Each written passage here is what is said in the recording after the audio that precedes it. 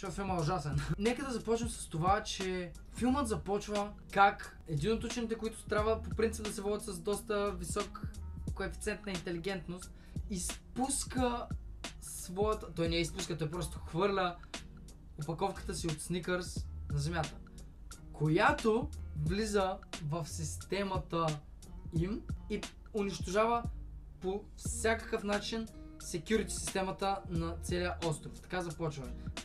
За хората, които не знаят плота на филма, става дума за това как хората вече не се интересуват от динозаври, от живелица и в тази лаборатория се правят динозаври, които трябва по някакъв начин, чрез модификации, свързвани на няколко вида динозаври, те да бъдат интересни за новите зрители. Но се оказва, че повечето динозаври са неуспешни и са доста грозни, както виждаме и от Дирекса, който всъщност трябва да е финалният бос на филма, но ще стигнем до там колко разочароващ самият динозавър. Това беше абсолютно абсурдно с опаковката.